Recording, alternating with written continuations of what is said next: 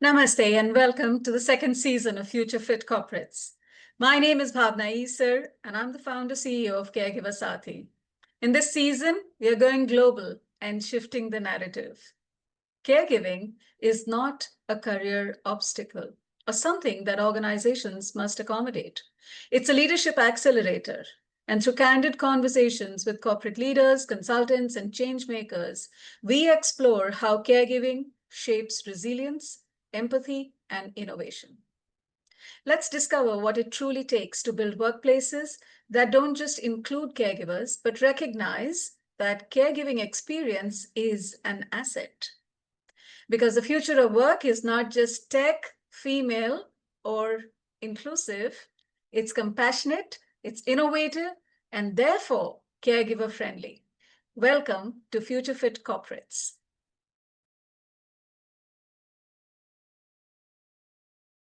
Greetings of the day. Welcome to yet another episode of Future Fit Corporates. As you're aware, Future Fit Corporates is an initiative aimed at fostering caregiver-friendly workplaces. Our tagline is investing in people and nurturing success. A lot of people often tell me that corporates and organizations exist for the core purpose of building businesses, generating profit, and therefore there is a definition of what is success. A lot of people also say that this success is not possible unless we invest in people. There is an associated idea that organizations have to persevere or be resilient and innovative over time in order to be able to deliver to this promise.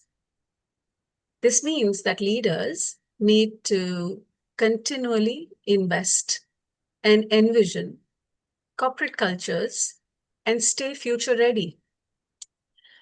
When it comes to corporate cultures, it is useful to work with someone who is an expert, to work with someone who has seen issues across organizations, cultures, and is able to cross-pollinate with best practices. So while our objectives are to shape caregiver-friendly workplaces, future-ready corporate cultures, and look at the changing dynamics of the talent demographics and the needs of talent over time, and a core issue of caregiving, it has been my deep desire to have today's guest with us so that we can explore some of these complex ideas because she's quite an expert. So welcome, Sujata. Thank you, Bhavana. Nice to be here. Sujata Deshmukh is a seasoned OD consultant or organization development consultant, executive coach, and founder of Tutul Consulting. Did I pronounce that right? I hope so. Perfect. A boutique firm known for its people-centric and culture-driven approach. With over 25 years of experience, or perhaps more, across 15 sectors and 8 countries, Sujata has worked with more than 400 clients, helping organizations build strong institutions, shape cultures, and develop impactful leaders.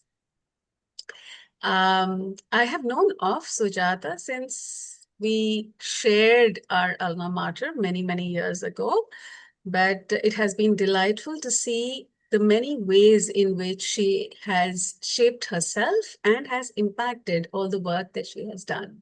Known for her warmth, insight, and ability to translate complex challenges into actionable strategies, Sujata partners with CEOs and leadership teams to align vision, strategy, and culture. Her coaching style combines empathy, humor, and a deep understanding of business realities to deliver practical and lasting solutions. She doesn't know this, but I hear from many people how powerful her interventions are, and I am sure there is something I will learn today. An MBA from XLRI and frequent faculty member at premier institutions like TIS and SP Jain, Sujata also serves on advisory boards and is a 2-time TEDx speaker. She dedicates 15% of her time to pro bono work in the social sector. one of which I know, the Mashal program, and I'm a big fan, staying true to her belief in inclusive, purpose-driven growth. Sujata, welcome again. It is a delight to have this time with you. Thank you. That was a very long introduction. I'm a little embarrassed, but okay. Thank you. Well, Thank you. Thank you. with your body of work, and it's good to take a moment and acknowledge all that you have done, and for our audience to also know where is all this coming from. So, Sujata, let's start with this. I know that you're a mom to a delightful young lady who is a dancer, and I am sure you have an association with caregiving, caregivers, caregiver Saathi. How do you relate with all of this? I think caregiving is very much a part of our culture, and they say it takes a village to raise a child. And as I was thinking about meeting you, I was remembering all the people that helped me in my organization when I was a young mother or when I had aging parents at home. And I'm so grateful to them for that. So, 22 years ago, when I was a young mother, you didn't have flexible work timings and work from home. 22 years ago is a long time ago. And the organization I was part of, I told them, how am I going to work 12 hours a day and travel? And they said, you know what? You decide how much you want to work. If you need to leave early, please leave early. My manager said, I'll come and do late evening meetings, and we need to ensure that you're fine. So every Mm. month, I would give the finance head how many days I'd worked, and every month my salary was different. So my chartered accountant asked me, what's going on with you?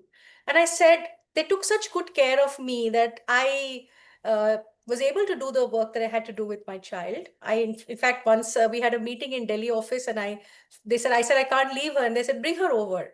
So the kind of support I got to do what I had to do at home when I was a young mother and when I had aging mother-in-law, father at home, I think that gave me a feeling that if you really understand people and support them and ask them how they're doing, they will find a way to make sure that they deliver in the workplace.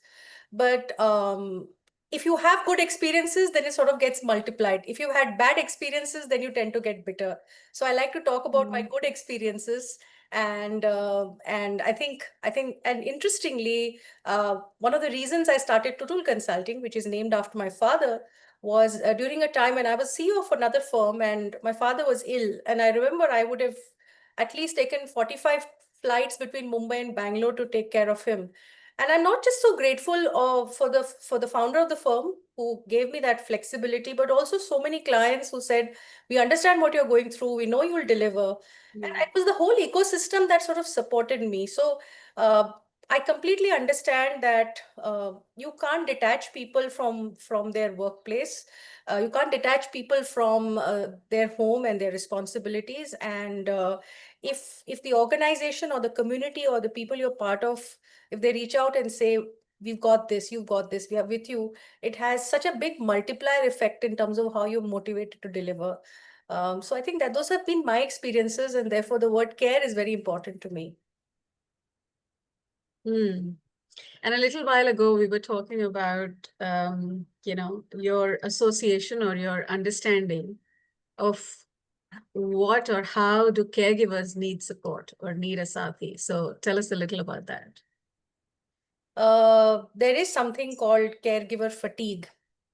And Mm. there is also sometimes a caregiver sometimes does things mechanically, or the world gets divided into two parts. One is when I'm taking care of someone, and one is when I'm recovering from that.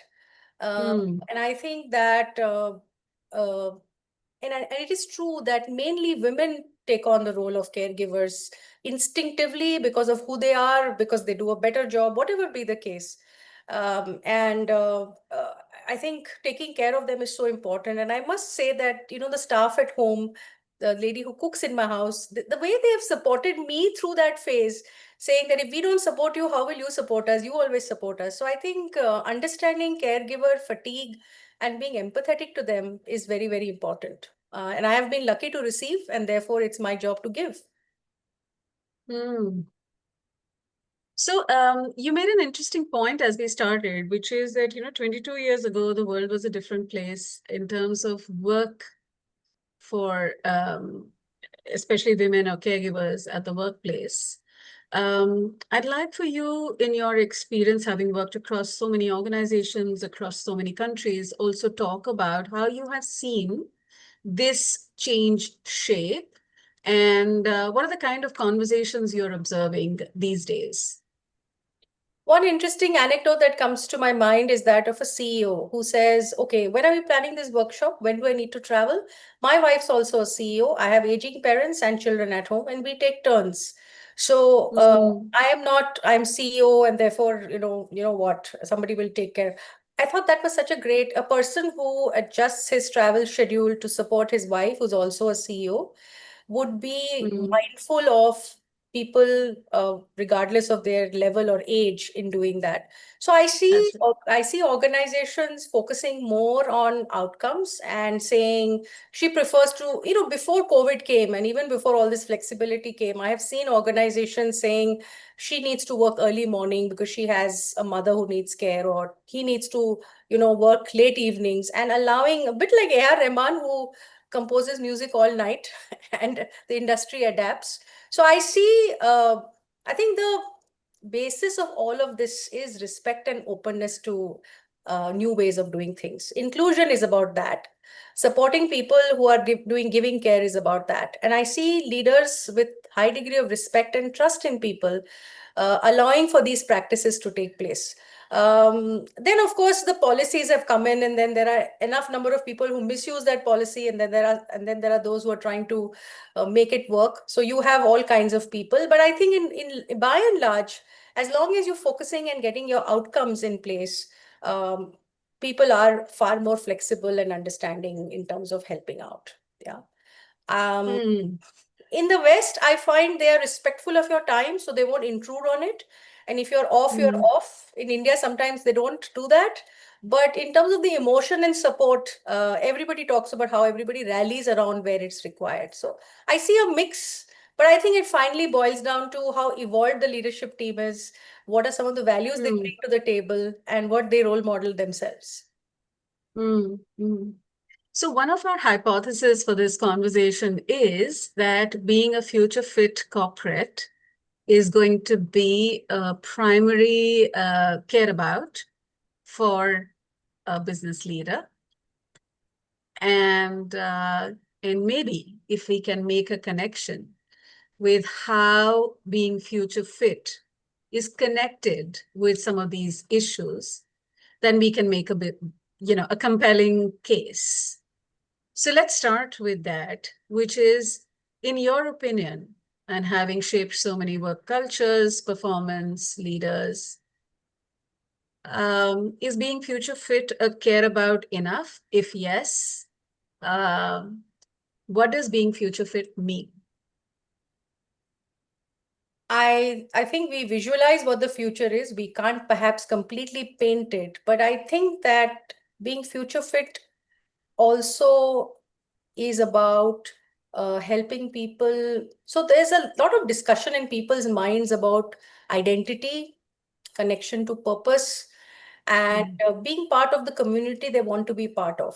Suddenly, the pressure mm, of social norms, of rising the ladder, everybody wants to rise, not that they don't want to rise, but it's perfectly fine to take a different track if that's what your health or your life or your home wants. And therefore, I see organizations that build strong sense of connection and purpose to what is it that we're trying to achieve. Those organizations are more likely to look at to be more future fit, and because they're taking into account the fact that there are individual needs and different people have different needs, but let's create a system where we look at outcome. I think those organizations are more likely to be caring about people. And during this journey, I have seen people. I'll give you a very nice example. Many years ago, I was working with one of India's largest technology companies, and they had a lot of young people, and they were grappling with the usual Gen Z. And I met a lady there who was the author of young adult fiction. And I said, "You're mm, an author of young adult fiction and you are working on culture." And she said, "Yes." And I said, how very interesting. Have you ever worked for a corporate? And she said, no. So I said, why are you here? She said, I get that question a lot. They wanted to understand how young adults think because they are the ones who then go on to, complete engineering and join here. And I have an understanding on how they think because my books sell so well. So they've identified me to work with them and give them insights that a 55-year-old may not understand. And I said, how interesting is that? Getting an author coming in to give inputs. So I see organizations trying to think differently. But Mm, if you're doing well, if you're performing well, you're more likely to do all of this. If you're struggling, then the tendency is to go back to a little bit of default of control. So a little bit of that also plays. But I see a correlation between progressive organizations and organizations who have very good work practices. And because people stay with them and they take a long-term view of staying with them, it's mm, a different kind of energy when it comes to a new product. I know I'm going to be there to perhaps see the product launch and look at the benefits. So I'm not doing short-term work. So ironically, it leads to a very different view. I recently was with a tech company where everyone said, we are 15 years old, you're 20 years old. I said, your long service awards are different. It's 5 years elsewhere. And they said, I still remember what we did and what we learned. So the entire orientation was so different that it creates a very different kind of environment where you want to give your best and you're not just trying to you don't have Monday morning blues and you're not just saying, oh, I have another year to go through. So people are more real and know they won't be judged mm. if they're having a slower year or if they're having problems. Yeah, no, for sure. Um, so as you were speaking, and I was smiling because, in the startup world, there is so much emphasis on something called the customer long-term value. And, the tension between the customer long-term value and the customer acquisition cost. And very often, I have said that the same applies for employees. There is a talent acquisition cost, and there is a benefit if the talent provides a long-term value in the organization. So just like you're thinking of your business and saying, listen, I need to retain my customers over a long period of time because the value that I can give and I can get by customer retention is something. The same applies to your talent. Now, while, you know, that can be an intellectual argument, we are seeing around us that a lot of work is transforming into the gig economy, into transactional work. Yeah. And there is, um, let's just say, lesser desire because you believe that people are not interested in long-term careers, right? So this whole thing about even 5 years, some people would argue, is going to be an imagination because you're only as important as the skill that you bring in. I'd like for you to reflect on this in the sense of, I don't fully understand, but there is this whole idea of the skills-based organization, there is gig work, and we are saying that there is value to, being a long-term employee. And if you are a long-term employee, then seeing the person fully with their caregiving responsibilities is a given. So my view is that both will coexist. There are, Mm,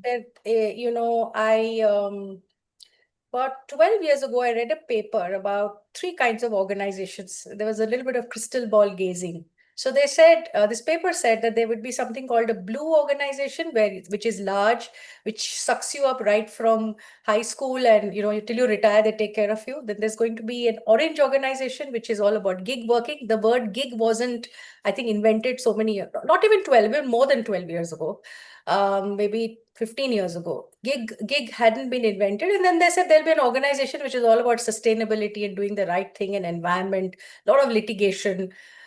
And the interesting thing they said is that it will coexist. So I waited for those 15 years, I think that these were predictions for 2020. 2020, of course, was COVID, but I think that you're going to have these two things coexist. So let's say you have a brother and mm, sister in a house. And let's say the girl is all about gig economy. I'm going to change every 18 months, take 6 months break, go to Goa. And the brother says, I'm going to join the steel factory and I'm going to learn how to, work in the foundry, and I'm going to, look at it over a period of time because, it's a 6 year cycle or whatever be the case.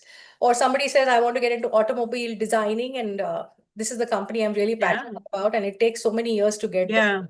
Yeah. Look at R&D in pharma. It takes sometimes 5 to 10 years to get a Yeah. product. Yeah. I Yeah. think, I don't think it's an or situation. I think it is both long term. Mm. It's about which community I identify with. You see, that's the point I made earlier. I identify with Mm. freedom, autonomy. If my career anchor is that, then I want change all the time. And that's true in where I live, because today I don't want to buy a house and settle down and be stuck there and buy 5 houses for my kids. I want to be flexible and move wherever I want to be. So there is that group of people in that community, and they have their own community, and they'll find ways of managing things. And then there are those who say, no, I want to be part of something larger. I feel great being part of an ISRO or a certain research organization Yeah. or an academia. And Yeah. both of them. So the conversation between these two communities is going to be very, very interesting. Mm. And I think that they are so complementary. So I see that in my own home. My sister is more structured, likes to be part of something bigger. I like to be more flexible and change. So we have very interesting conversations. My ideal day would not be her ideal day, and vice versa. So I think that's the way it's going to be. That's my sense. I love it. I love it. I love the fact that it is not this or that. And let's not get carried away by the latest flavor of the management jargon. And let's look at this and that, because people come in all forms and shapes, especially in terms of personalities, and we will need all kinds of organizations. So it's not one or the other. I also like that because it speaks to me about having a mindset of abundance and inclusion. What you are probably seeding is saying that let's think about that it is okay to have these blue organizations, and there is space for the orange organizations. And our acceptance of the two communicates that we are inclusive and thinking from an abundance mindset. So, having said that, the elephant in many rooms these days is inclusion, diversity, and related issues. A large number of people associate DEI or DEIB or whatever as, as um, as obviously there's a lot of controversy these days. I want you to take this topic and talk about its arc as you have seen it and its relevance in the coming years. Uh, Sorry, DI, very long question. oh no, that's fine. It is a long topic as well. Uh, DI, one of the things that really irks me about the way we interpret DI is the tokenism, the fact that we go over something that's visible, male versus female, the kind of disrespectful vocabulary. Sometimes I see people saying, "Oh, are you a diversity candidate?" And I think those are some of the not so great aspects of it. Let me tell you how I have tried to look at diversity and inclusion. One of the ways I thought would be interesting was to see whether hiring people with very different personalities and backgrounds into a consulting role would be useful. So here are Mm. three people who work with me. Two of them continue to work with me. One, decided to take some time off. So I have a medical doctor whom I noticed during Mashal, and she's a physician. She is into health research. She was in health ministry. She sees patients, and I thought that she would make a great leadership consultant. And she's done so much of work with leadership teams, and they all call her Dr. Saab. And some of the pharma companies come and say, "Please take care of our Dr. Saab." Then I have a chartered accountant who has never worked with people, has only worked with numbers, who does work with me in culture and OD and asks me questions that sometimes I haven't thought about, because he's seeing it from a very Mm. different lens. And then I have a supply chain expert who became a very good talent assessor. So for me, what was interesting was what happens when different mindsets collide. Do I get something more and extra? The answer is yes. Second is, Mm. what is inclusion? I mean, I'm very passionate about this topic. Look, we are all Mm. anthropologically programmed to have a label. If I think women with gray hair and nice glasses are intellectual, which is what you're looking right now, Bhavna, then okay, so I didn't have gray hair and I didn't have glasses. So I was like, when will I get glasses? So I tend to label you as being intellectual, or I label you Mm. as, oh no, I don't think she's, I'm looking for someone who looks differently. So labels are unconscious, but stepping back and saying, I will label you based on your behavior, on how you look. But how do I step back and accept you for who you are? And I neutralize that label. Knowing and accepting that I have bias and reducing that, I think, is really important. And therefore, there are biases about junior and senior. There are biases about people who come from urban backgrounds versus people who come from rural backgrounds. So, how do we find uh, platforms, spaces to change that? Let me tell you a very interesting example of something called the Tata Jagriti Yatra, which is a train in which you go on a journey to learn about social entrepreneurs. And I was doing a session for them many years ago, and there's a very interesting dynamic between those who come from urban areas, speak English, those who come from rural areas. So the first 2 days in the train, the English speaking urban people tend to say, we know what we're talking about, we've read this book. And the other guys stay quiet, Extroverts. and then it just flips so interestingly.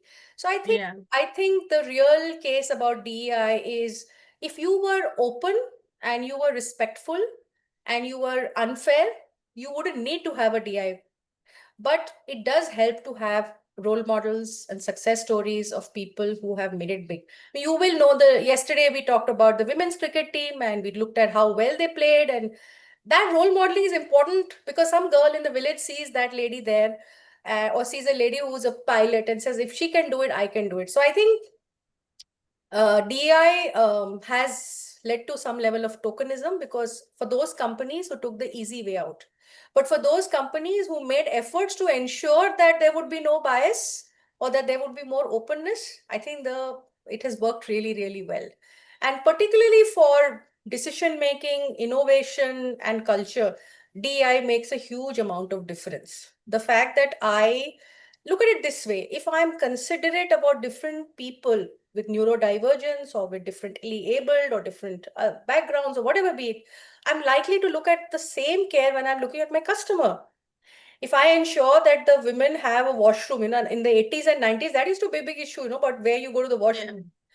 Yeah. If Yeah. I'm now, it's not the case anymore. If I'm taking care of that, then I'm likely to also take care of different needs of the. So I say the way I look at my employees also mirrors the care with which I look at my customers. So for those companies who've got it right and have many success stories, I think it's worked very well. Mm. Help us unpack here the way that you see the connection between diversity, inclusion, and innovation. I'm particularly interested in that, and I'd like to hear your view on it. So I'll give you an example. I was talking to the MD of Amul a few years ago, and I asked him, I said, I believe you had, I'm not sure if I got the number right, but more than 20 innovations, including Haldi Doodh, this, that, during COVID. So what kind of an R&D setup do you have, and what's the NPD team? And he said, what are you talking about? I walked on the shop floor. One of the operators came and said, when I'm sick, my mother gives me Haldi Doodh. Everybody's falling sick with this new COVID. Why don't we create that? So I think when the environment, see, there's this theme that says that we are depressed because we consume and not when we create. If you're constantly consuming Mm. social media, you're depressed. But when you're creating, there's a joy it. Even if you've made something small, you feel very thrilled. Mm-hmm. People put Ganesha Yep. decorations. It may not be the most artistic, it's made at home, but you feel thrilled. This is how I've decorated it. So creation versus consumption is a very interesting dynamic. Now, the moment you remove, so everybody inherently wants to create. When you remove Yep. the barriers to it, when a shop floor operator is comfortable telling the MD, why don't we innovate or try this? It Yeah. just changes the entire thing. So one is that. The second is multidisciplinary point of view. Just like you have a children's author challenging how we look at culture, or I have a doctor. She says, when I look at Mm. human being, I look at the well-being of the human. Now, when I look at organization, it's the same thing, organizational well-being. So the moment I get a different lens, and I don't mean gender per se, but of course, having Yeah. more diverse room gives you different perspectives. You get a very different way, and I like to differentiate between male, female, and talk about masculine, feminine. I think Yeah. there are men who are more feminine in terms of being intuitive and collaborative, and there are women who are more masculine in terms of being focused and direct. So it's not about how Correct. many women are in the room, but do we have a good balance of masculinity and femininity? And that's the entire yin and yang. Yeah.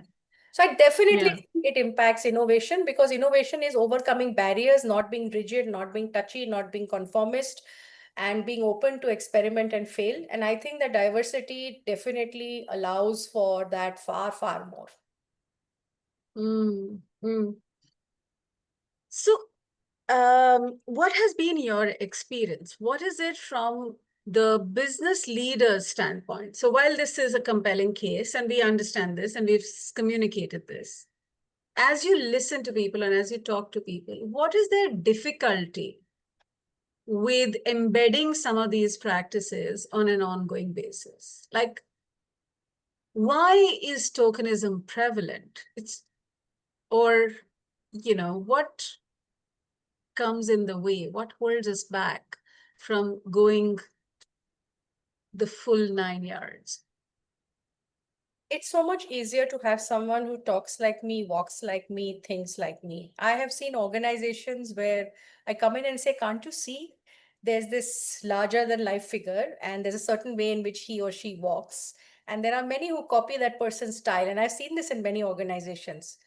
So there's a simple study that someone did and said that during peacetime, when things are all good, I'm very happy to experiment and try new things. But the moment I'm under pressure, I want everyone who talks like me thinks, because it's so much easier. Mm, And therefore, it's like planning a meal. Today we are used to having a variety of items in a meal. You know, you may have a Mexican salad and an Indian paneer, but if you look at a meal, you have Chinese. It's easier to put things together. You have Indian. It's easier to put. So it's much easier to go with what is familiar than with what is diverse, because it stretches mm, your requirements as a leader. It also you need to ensure that they are delivering without having to supervise what they do. And therefore we always tend to take the easier way out. A lot of policies, practices are designed in a certain way, but they're interpreted in a certain way. So for example, if you mm, were given a certain amount of money for medical in the 90s, you used to get. So whether you yeah. have bills or not, everyone says, "ये तो medical का है तो लेना पड़ेगा." Same is the case with sick leave. Okay, I have to go to the doctor and get a few fake medical certificates. The moment you put a quota, the moment you put that, there is a tendency for us to find ways to do that. So the simple answer is it's harder. It requires you to stretch your own beliefs. It requires you to tolerate a lot more uncertainty. And the results take a bit longer. So what do? We want a shorter, we want instant, we want things to work immediately. So if I'm from this college or I'm from this location and I've studied this subject and you've done the same, chances are we'll mirror each other. So we'll go and find our own. So that's the reason we do that. Also, I think DEI, making a DEI department, I mean, there are debates whether it works, it doesn't work. I think the leader has to do that. Recently, I heard, Adam Grant say that men with daughters, there's a very positive correlation in terms of how they look at gender and diversity. And I was smiling because Mm, I worked with this client about 5, 6 years ago, and the entire discussion on unconscious bias started because there was a man who had, I think, grown up daughters, and one of them was getting into the workforce. And she says, mm, what if I am discriminated against because I am a woman? And it got him thinking, and he brought this topic up, and he did that. So sometimes when we see our own families, then we are more likely to be sensitive than if we have not seen it. Even in neurodivergence, I've worked with people who are neurodivergence. I had one of them sit down and explain, this is how my brain operates. Please understand, when you tell me 10 things, I'm not able to get it. And when I see mm, people with neurodivergence or with differently able people get by, I understand. I must tell you this. There was this very nice post that Shekhar Kapoor wrote recently, and he talked about his ADHD. He talked about many issues, and one of the things he said Dyslexia. is, Yeah. "I can't fill a form," and I said, "Oh my God, I can't fill forms. I struggle with forms. I sweat if I have to fill forms." So I wrote to him saying, "Thank you for giving me hope. I think in our own ways, all of us have something that is not there, and by talking about it, you're saying it's okay to get there." So I think long answer to your question, but it's harder. It requires a lot more patience, and interestingly, requires lot more long-term thinking. If I'm in a gig economy and if I have to hire somebody and that person's only going to be around for 6 months, I'm more likely to make a safe choice of someone who's done that than to experiment with someone from a different Yeah. personality. So in that Yeah. sense, long-term organizations are more likely to give chance because everybody's a different Mm. rhythm in which they settle in. If I'm working with a Yeah. chartered accountant, if I'm working with a doctor, if I'm experimenting with a profile, that person may take a little bit more time than someone who's done this. But in the long run, I may get very different perspectives. That is true. And I mean, the seat of innovation is the point of intersection, right? So, um, I mean, thank you. You make such brilliant points and you put them across so in such a lovely way. Sujata, the point around neurodivergence triggered a memory for me. There is increasingly a set of people that are recognizing their neurodivergence. So, like Shekhar Kapoor mentioned, his dyslexia in filling the forms and saying, I don't think I ever knew I had ADHD, and I might be one person who had, or I'm definitely on the spectrum. All of us are, or I might have something else that I didn't even know existed, um, and now I have a label that allows me to be sensitive to myself as well as others. But of course, I can't be victim or I can't be captive of that label, right? So there is a little navigating that one needs to do. And when you ask the person who has been neurodivergent, not everybody may have the skills, the patience to explain to you their challenges. Right? It's lovely that that person sat with you and told you about, their difficulty of taking multiple instructions. But not everybody does that, and very often it becomes an emotionally charged thing. There will be misunderstanding, there will be judgments, there will be conclusions, and it'll be an emotionally charged setup, but for sure. Do you have any instances and recommendations for somebody who wants to start on the journey of sensitization? Let's say we want to say that, okay, we have been whatever we have been, now we want to start on this journey. It's going to be a journey, it's going to take us a little while. What do we do to set the ground to be an inclusive workplace?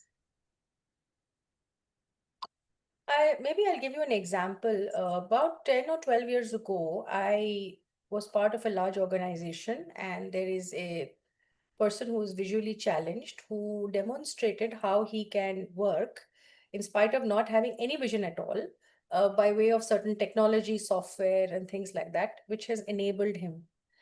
And that shaped my decision when I was hiring for one of the campuses to evaluate to interview someone who had the same challenge. And when I spoke to him, he said everyone's interviewed me because of novelty value, but nobody's really asked me how I'm doing. And I said, you know what, I've seen this work, and I think you are as good or better than anyone else. And the fact that you have visual disability or you're different is just incidental. There are ways to overcome that. And we got him hired and he's done very well, etc. So I think that when we put a label, the label can be a very negative label which you are weighed down, or we can help codify if a person behaves like this, needs silence, peace, cannot stand constant interruptions, whatever be the case. We are helping to understand how we need to engage with that person. Look at how well we adapt to customers. Look at how well we adapt to global stakeholders. So if I am in a, I've seen people who work at German companies, they start talking in the same lilt. They keep saying ja, ja, ja, because that's what the Germans say. Or if they're working with Americans, they would use, we are constantly adapting to the stakeholder that is important to us, right?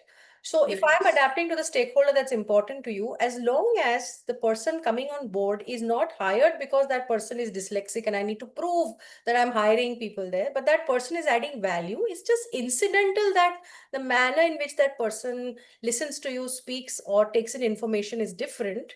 Mm. If I'm able to ask the person, what's the best way? So we often ask our clients, what's the best way to talk to you? Would you prefer formal emails? Do you like us to come and meet you? Do you want a WhatsApp? Do you want a call? Every client has that, and we adapt to that, isn't it? So if we just make it a practice that as long as the person brings value, I must do whatever I can because of my additional sensitivity to be able to reach out to that person. So I think helping people see, there's a very nice video on, I think, ADHD, if I'm not mistaken, which one of my team members asked me to see, which actually visually shows what happens to a person's mind. It's a bit like aap chakachond ho jate hain, and that's why you can't give so many instructions. That was such a learning thing for me. So I think in addition to policies that are friendly and recruitment practices that are inclusive, I think helping people be sensitive to each other. There are so many introverts who just can't stand extroverts who interrupt them and who are loud. And it's only now that when we read books of Susan Cain and others, we say, introverts are really the real intense guys, and they're the ones who make it big, and how to behave with them. So I Let them be. let them be, let them be. So by asking people, how is it that you would like me to engage with you? And by showing unconditional positive regard, which is one of the phrases I love and one of the principles of my firm, and by showing respect, we are able. And I can tell you that sometimes we think that people who are rural or who haven't studied as much they have sometimes far more wisdom. So if you've had enough exposure, you realize it's not what you see on the face of it, but everybody has so much more to them. So it boils down to your beliefs about people and the fact that if you have unconditional positive regard, you can work with anybody, provided you have the patience to ask. We don't have time. We jump to give solutions because who has time? And I'm guilty of that too. It's not that I'm doing it perfectly, but I have to keep stopping myself and reminding. So for workplaces to be more inclusive, I think awareness, a lot more understanding of what it is to be like. So you have restaurants where people eat in the dark to understand what a blind person goes through, a person who's visually challenged goes through. You have places where people learn sign language because they're dealing with people who have Yeah. that, who are differently able there. So I think the only Mm. way is to experience it, and then suddenly you realize that you're not in any way better. You're just different. Mm. Mm. Such a masterclass. Thank you. Uh, Sujata, what I'd like for you to do is look at this hypothesis that a very large population of the workforce or the talent or uh, forget the consumer base, but definitely workforce talent, etc., is going to be caregivers one way or the other. But thus far, we have been invisible to this aspect of the workforce's personal considerations, right? Their lives. We the instrument part of it, the performance part of it, part of a person at the workplace is what we are most in touch with. That's the performance we evaluate, outcomes we judge for, we say if so long as outcomes are taken care of, pretty much the rest you are in charge for yourself. I am not going to interfere. But we know that there is a whole person or there is a history and there is circumstantial stuff, phases in a person's life that do impact the person's outcomes, their ability to perform or not. What I'm keen to understand is Why should workplaces and leaders see the caregivers among their workforce and among their talent? Why is it important? Let's take the parallel of a caregiver taking care of someone who's unwell at home, who needs help. Mm-hmm. Maybe I know a friend whose parents one by one had strokes, and now that her mother is okay, she's now trying to help her father to walk better. Doesn't the same thing happen to us at the workplace? There is a time where maybe my marketing campaigns have bombed, or there is a time where I was supposed to transform a process, but I wasn't able to manage stakeholders and the transformation hasn't happened. Now, does the organization pick you up and say, 3 years of great performance, fourth year you bombed, so you're out? The organization, at least the right organization, will say, okay, and that's true with cricketers, it's true with everyone. You had a bad batch. Let's help you get back Mm-hmm. on feet. And no one ever Mm-hmm. forgets that. I often give this dilemma in many of my workshops. Here's a guy who's running, doing really well, blah, blah, blah, having a bad time for some reason for the last 4 months. What do you do? Do you sack the person? Do you have a hard conversation? Do you give feedback? And you say, learn to manage your personal things. In organizations, you will have ups and downs. There's nobody who's done it well. Do you drop them? You sort of take care of them and help them get back on their feet, and as a result, you're also giving a message that you will have ups and downs, but we've got you. There's a safety net for you. As long as you're not doing unethical things, I mean, that's a different perk. So, in the same way, if you're successful at work today, there is a family behind that is making you successful. There's an entire battalion of people behind you that makes you successful. So, if somebody is down, how can you be bringing the same energy to your workplace? If your mother is unwell or somebody is unwell, you will have to make those doctor visits. So, I think it's the same thing. If you take the worldview that people will have ups and downs, but what people do is, I would say, instead of feeling guilty about not turning up and taking too much leave, allow people to take flexible pay cuts. Taking a 10% pay cut is a very fair way of balancing organization, because I may need to hire additional resource to make up for what you're doing, but I am not letting you go because you're going through. And people whose organizations have supported them come back so much more stronger, so much more committed. So I think it's the same thing. You will have bad times at work. Do you get dropped? You have bad times at home. Does the organization drop you? You don't tell your family that it's very inconvenient or unwell. You're coming in the way of my career. You don't do that, right? So if the organization has taken care of you like it has taken care of me, then chances are you will also do the same thing because you got good treatment. Of course, there are cases where people have been judged badly, they have been sidelined. I mean, we have those experiences as well. I think it boils down to, leadership is a lot about evolving and being little bit more, I would say, more empathetic and compassionate. If you take a long term view, you will be compassionate because you realize everything is connected. But if you're taking a short term view and saying this quarter this number is not working, then you're going to sideline people. So I think as long as it is balanced and in favor of organization and individuals, you take a 10% pay cut, you work lesser hours, you go early. I think that works really well. I know I have friends who have fallen reasonably very badly ill and who had long periods of illness. But I see the effort they make to deliver and go back to organization because organization was very fair with them. Yeah, well, that's so well said. And I think it is not just on the organization or the leaders to kind of create some of these creative solutions. It is as much on the person to go back and say, listen, here's what I could do. I could be present for 3 days a week. Do you think that can work? and the person's Right? and the person's team. So if Bhavna is my colleague and she's supported me when I was going through something, I'll say, listen, I'll cover for her. It's okay. Let her go and do that. And actually, we are naturally programmed to do that. Don't you do that with friends? Yeah. Say, okay, you're busy. I'll take care of your kids. Or, we're naturally programmed to do that. I don't know what, Yeah. if left to themselves, you automatically do that. You'll say, I'll take the load. You go and come. Because there is this principle of reciprocity. So I would say your team, your manager, to a large extent, that's your world, and the larger organization policy. But even teams, I see adjusting to helping people. Yeah. Yeah. I've said this so many times before. One of my favorite policies these days is pooling your leave. Um, Wow, very nice. yeah, I love it. In the sense it's you could share your leave with somebody who needs it more than you. So, uh, Wonderful. yeah, it just warms your heart, right? When you hear of some of these possibilities. And sometimes, you need to have these ideas to be creative about the evolving challenges that are coming your way. And sometimes I think people make assumptions and say, this will not be allowed in my organization. So I'd like to take the opportunity to say that, listen, there's no harm in bringing it up and proposing it. If the organization will not take it, let them not. What's what's the harm in having a conversation or opening the space?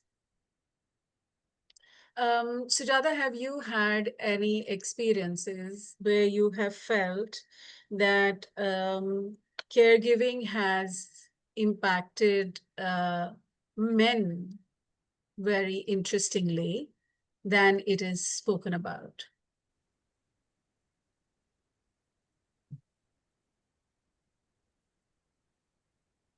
Um, I have seen men become excellent caregivers and not talk about it and not tell anyone Mm, what they're actually doing. Um, mm, and I think it takes a bit of toll on them because unlike women, I go to the washroom, I tell you what's happening, I have a little cry once in a way, and you say it's okay, I'll visit, let's do something. I've seen men mm, not speak about it and not therefore not get that emotional support that women get. mm, But I think that so men don't express the emotion, but I have seen men do an excellent job in caregiving and do it very matter of fact, like just that they would do work, they do the same thing at home and do work double shifts. So very admirable to learn how they do that. Uh, Not so many I mm, have seen, but whatever I have seen, I've seen them do that. mm. That's very interesting. And I think that the point that you made earlier, which is about masculinity and femininity, I think comes into play as well. Very interestingly, sometimes it is easier to see the men-women divide rather than see the masculine-feminine divide, right? It takes a little thinking through or feeling through before you can see that there are all kinds of men and there are all kinds of women. And I have men in my life who have been more caring than many of the women I know, more caring than me. And I'm very grateful to them because they do it so nicely without saying I did it. Uh, Yeah, Set very no, high for sure. standards. For sure, plus one on that. Um, one of my favorite quotes is, and I say it very often, is, I don't think it takes two X chromosomes to be a better caregiver. It said, Uh, absolutely. Absolutely. yeah. Sujata, I would like for you to also talk about corporate cultures and tell us what are you seeing in terms of the future. And let's say there are going to be organizations of all kinds. There are going to be the gig-driven organizations, and then there are going to be the typical traditional organizations with long-term careers. Um, how do you think the idea of corporate cultures is going to take shape? And what do you see happening or being the key care about of leaders? I see two, three things happening. One is I see many organizations saying we're going to have different microcultures depending on where we are and which department we are, and we are going to coexist, which is very interesting. And Mhm, organizations not insisting that everybody sings the same song and does it the same way. So I see that as a very interesting mhm, uh, mm, and I went and read about microcultures, and microcultures actually, a microculture is a bit like in a school, you have a certain motto of how the school operates, but your experience with a certain class teacher is very different because yeah. of the teachers. It could be very good or very bad, mostly good. So I see organizations operating like that, which is very, very interesting. हमारे यहाँ ऐसा होता है, आपके यहाँ ऐसा होता है, लेकिन connection है. The other thing is, I see leaders being put more to the test and being more vulnerable and having to role model. I think that is something that you can't get away with saying sir to nahi aayenge ya sir ma'am aise karenge. I think leaders having to the because the power distance is coming down, You don't put leaders on a pedestal anymore. So you expect the leader to do the same thing that you do. So I see that change happening. The third thing I see is a need for doing things mechanically, ritualistically, meeting hona hai, review meeting hona hai, all the stuff that you do versus saying, is this really serving us? So a few years ago, people broke many of them, the bell curve went off. Then a few people said, why should we have this? My question is, why should we have meetings unless we have, can we do a walking meeting? And I've been reading a lot about, and today I've written a post on meetings, and the meeting should be like films. They should have a trailer. There should be enough drama, masala. Otherwise, don't have a meeting. It'll become a documentary film. So I see two, three things emerging. One is a need to say, what do we need to continue and what do we need to drop? I see those discussions starting to happen. Second, I see people going beyond what leaders are setting as trends in terms of culture or history or legacy, and saying more in terms of outside in. What does the customer need from me? What does my stakeholder need from me? So there's a lot of hard conversations happening around that. And but the real test of culture is the quality of conversations. What are people talking about? What words are they using to talk about is a very good indicator of how cultures are. So we are, I think, far more empathetic, far more inclusive. I can tell you the kind of jokes, the kind of you look at movies, you look at meetings, the kind of comments that you would get. People are far more, they think, maybe whether they believe in it or not is a different story, but at least they are mindful of how they speak or how they communicate or how they say things. So I see far more mindfulness and consciousness coming in. And I see that organizations are going to grapple with this. How do I become inclusive and yet demand performance?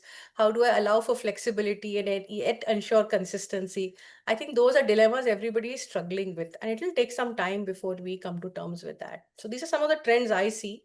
Most of the work we do in culture is either solving a issue. We have an issue, culture is dragging us back, or culture is very different from what we need right now. And so they are very much business model changes led culture. Uh, and generational divide led culture. How do I relate to somebody? I'll give you a simple example. Our generation of 80s, 90s, 2000 never got feedback because we didn't change jobs every 2 years.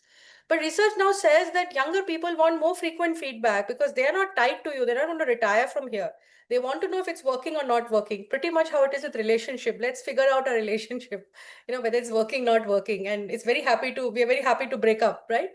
So what we never experienced, we have to work with people. So it's not easy. It's quite challenging in terms of the changes taking place.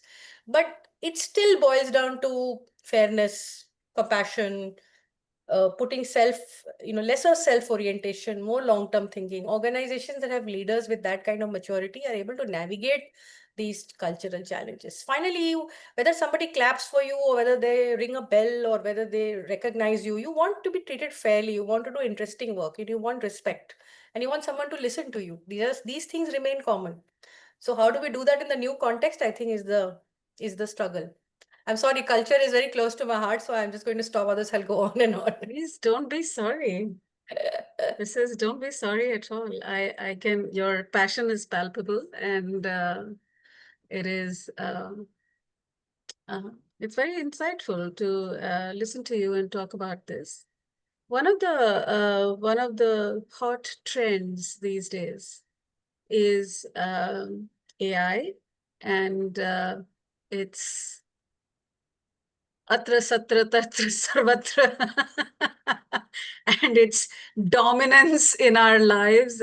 Of course, you and I are using it as individuals, but it is going to cause a very significant shift in workplaces and in talent skills, in livelihoods, and the significance of caregiving and emotional labor.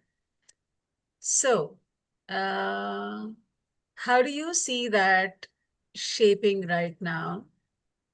In the sense that there is a lot of attention to this. Yeah? It's an important thing. There's a lot of money behind it. There's a lot of energy behind it. Yeah. But on a daily basis. People are also losing their jobs. People are insecure. People need to upskill. And people need to find jobs that will be meaningful. Help us make sense of this evolving idea from your point of view. I think there are two ways to look at it. On one hand, having a computer or having a machine or a gadget made me far more effective. I could do things much faster. I can do housework faster. I can compute faster. I don't have to get those big books and do accounting. I have a software that does that. So does it make me more effective? Does it help me manage data faster? I think those are it makes life easier for people. The problem is Yeah. that most of us can't calculate the way we used to calculate in school because we're used to using calculator. So I think that popcorn brain or the fact that your brain gets damaged because you're not thinking at all, it's garbage in, garbage out. I think everybody has AI, different forms of AI open on their laptops, and anything you give them has that, which does not bring in the emotion, which does not bring in the individualism, which does not bring in the individual contribution to the things as much as it. So as long as it is a means to an end, I think it's very, very good and useful. It will help us do things much faster. But I think it will also impact our ability to think on our own and create. Do you remember writing an essay when you were in school where you had nothing? We didn't have internet while growing up. We were good students, read Competition Success Review, India Today, and a few other things. And you had to rely on your imagination to write an essay. And that was considered to be a tough thing because if you had a topic which you had not thought about, you have to really start thinking. So I think AI makes conversations and documents sometimes a bit flat, and I get very disappointed with it. So I was reading somewhere that our intelligence chief does not use a mobile phone. I also read that many years ago, Aditya Puri never used a mobile phone, and I was just wondering how are they able to survive without using what all of us use. So I think there will be people who will stay away from it, and there will be people who will be dependent on it. And I'm curious to see what happens to both parties. There are people in Norway and other countries I hear who are creating communes where they're away from some of the technology and they said we'll grow our own food and we'll live our land and we'll be away from vaccination. And that's an interesting Luddites. group. I'm trying to see how they are going to survive, coexist along with us who are constantly connected. So I think we are going to have people who are completely hooked onto it, and then there are some who are going to be on the fringes, and I think both groups are going to coexist. It'll be interesting, but it is going to cause disruption, definitely. Yeah, no, for sure. But I Imagine am a coach. tempted. If people are using AI for coaching. Now it works well. It gives you the continuity, the consistency. I can I can it's like a massage machine giving me a massage whenever I want it. It'll never be tired. But your mother putting oil in your hair is a different experience. So I think you need both. You need a massager when you're going somewhere else, and when you go to your mother's house, you say, "Can you put some oil for me?" So I think there's going to be a lot of I love that metaphor. yeah, yeah. Yeah, it's a nice visual. Yes, it is. A massage machine and mother oiling my hair. But I'm also reminded of something that you started this conversation with, which is that there is a difference between whether you're a consumer or a creator. Exactly, exactly. Well said, Bhavna. Yes, yes. Yes, yes. And So I consumption think, depresses you. Consumption depresses you. yeah. So, and recently I also read this piece around how using too much chat GPT is going to dumb you down. And I mean, clearly, are we consumers of AI or are we creating something? So there is this whole movement around using your hands to create stuff, right? So, uh, hand handicrafts. Apparently, there are hobby groups that are emerging that are doing handwork like crocheting and knitting Oh, and you do that. and many other things because keeping your hands engaged and making something and learning in that process or learning agility and your learning ability are very, very crucial for um, our overall well-being. So just like But crafts class was one of the classes, you will now have creativity class where we will not have gadgets and we are going to create. That's going to be such a novel class because we need to have something to balance it out. You were going to say something. yeah, yeah, no, absolutely. I think that polarity of consumption versus creating something is an important one. And if, for example, in the context, something is reducing significantly, we will have to create interventions to bring it back into our lives, right? Some of these things naturally happened in our environment in times when technology was not prevalent.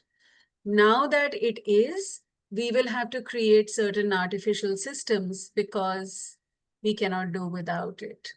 Um, Sujata, what do you think workplaces, um, what are some of the actions that workplaces can take in their journey to be future fit, in their journey to be inclusive and be caring? So there are three things: to be future fit, to be inclusive, and to be caring. I'm assuming that it is important to be all these, for sure. I think the common lament I hear sometimes with people about life, work is what's the meaning of it all? And I have found that where teams have very strong sense of purpose or line of sight in terms of how what they do contribute to the larger picture, um, it allows for uh, people to contribute, to think, to create together. So I think that to be future fit, helping people find meaning and purpose by connecting their work to the larger organization goal is very important. I once met a gentleman who works very hard, who has a really tough time. He's building some monument, and I say, why do you do this? You make 4% margin, you don't sleep, and he says, and he said, ma'am, nation building, somebody has to do it, so I do it. And I people may not know my name, but when my children pass by this place, they will say that my father was part of building this, and that's what keeps me going. So I think that that is very important, sense of purpose and connection, where you put where you look at a longer term, bigger perspective. I think the second thing you said was inclusive. um, we are quite rude and unempathetic. We think we are empathetic, but we are quite rude and unempathetic at times. And I think being respectful is very, very critical. And what does respect mean? Respect means that not that I respect you whether you're junior or whether you're a newcomer, but respecting is me listening to your point of view and not trying to impose my point of view on you. Respect is agreeing that you could have a different view, but right now this is what we need. So I think inclusion is about respect, respecting yourself and respecting others. And what was the third one you said? The significance of caregivers or inclusion of caregivers at the workplace. So the third point is that if I look at you as an entire whole being, Bhavana is a brilliant marketing professional, but Bhavana is a brilliant marketing professional because she comes from a family that is creative. Her mother, if I'm not mistaken, writes wonderful poems. So there's an entire, thing behind what makes her where she is. So when I honor the creativity she brings to the workplace, how can I not honor what makes her who she is and makes her Hmm. successful?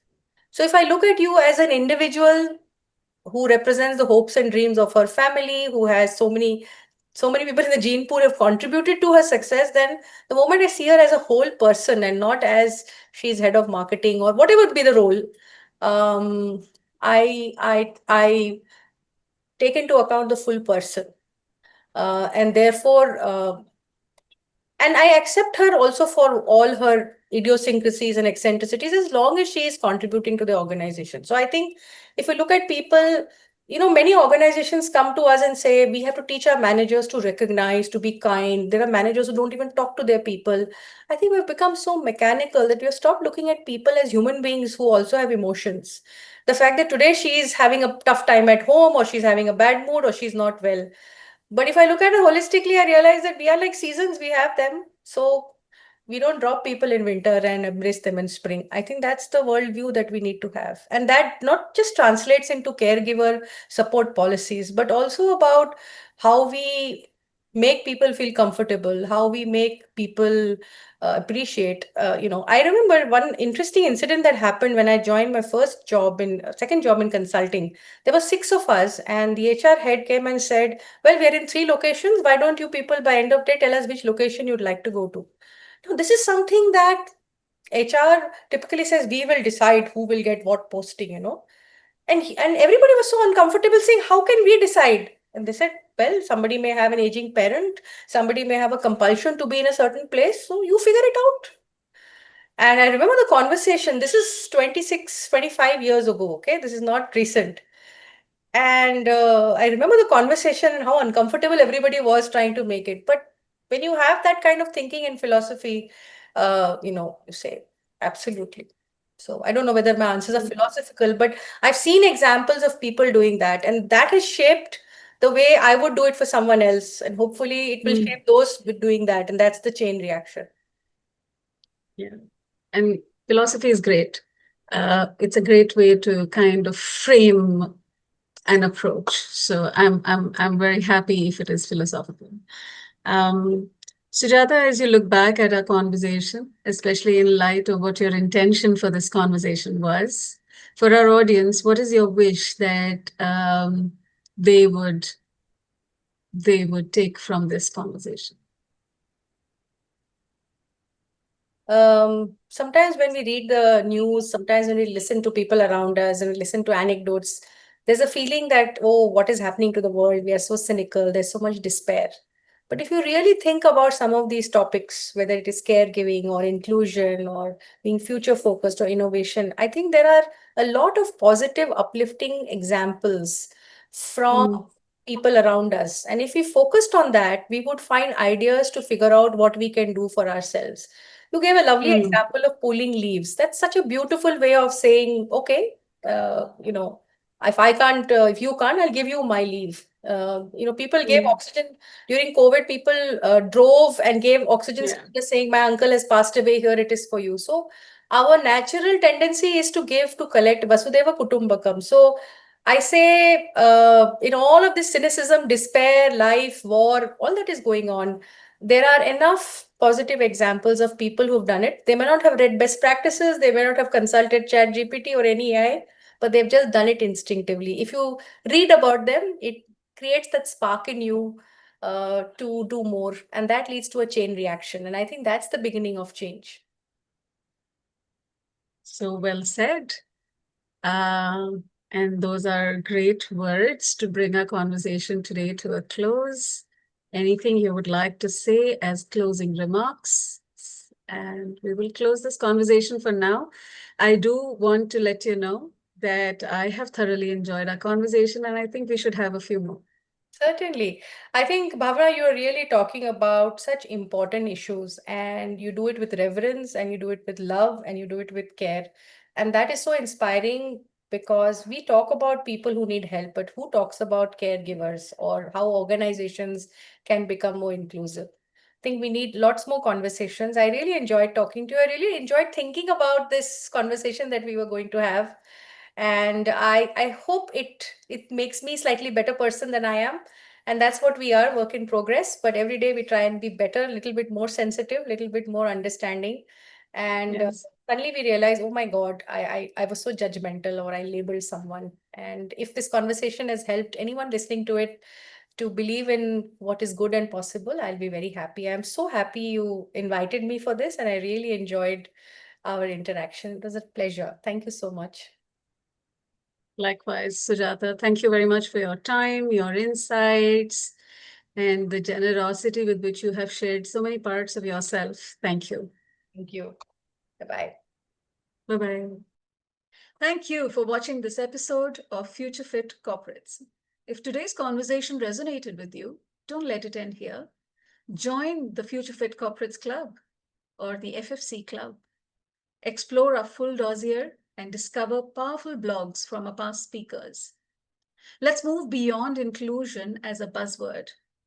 Let's make diverse experiences, especially experiences of caring for others, caregiving, a leadership strength. Together, we can truly build not just a caring world, but future fit workplaces. Until next time, take care and let's keep the conversation on.